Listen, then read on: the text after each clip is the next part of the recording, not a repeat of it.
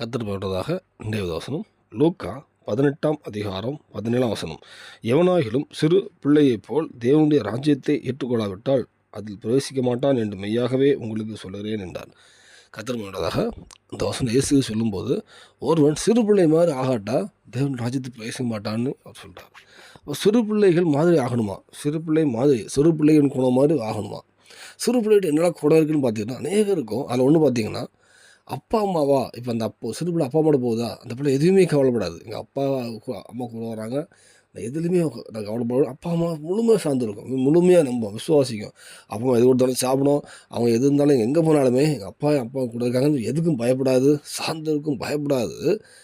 அடுத்து ஒரு கோவப்பட்டுச்சு, ஒரு பிள்ளைகிட்ட அவங்களோட ஒரு கோவம் வந்துச்சுனாலும் அடித்தா கூட உடனே ஒப்புரவாயிரும். அடுத்த நிமிஷம் அழுவும், அடுத்த பேசிடுவாங்க. இப்படி அநேக குணம் இருக்கும். இந்த குணம் அநேகம் இருக்குல்ல, இந்த குணம் நம்மள்கிட்ட இருக்குதா?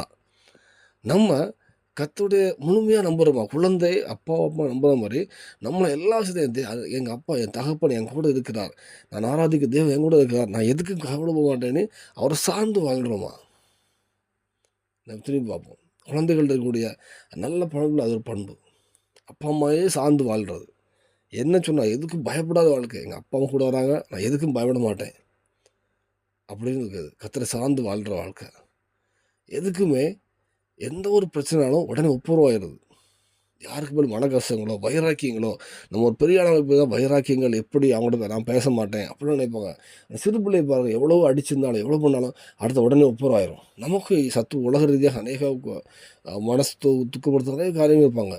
அவங்கள மன்னிச்சு அவங்கள ஒப்புரம் ஆகுமா? ஒரு விஷயம், அவர் மன்னிக்கிறதுக்கு இருதயம் வரல நம்மக்கிட்ட இல்லைன்னா நம்ம கர்த்தர்கிட்ட அவர் தான் பலன் கொடுக்கணும். ஒரு மன்னிக்கிறதுக்கு இருதயம், எல்லாரையும் மன்னிக்கிறதுக்கு இருதயம் நம்ம கேட்போம். கர்த்தரை சார்ந்து வாழ்கிற வாழ்க்கையை கேட்போம். ஒரு குழந்தையை போல, ஒரு பயம் இல்லாத, எல்லாத்தையும் மன்னிக்கிற ஒரு கர்த்தர் ஒரு வாழ்க்கையை கேட்போம்.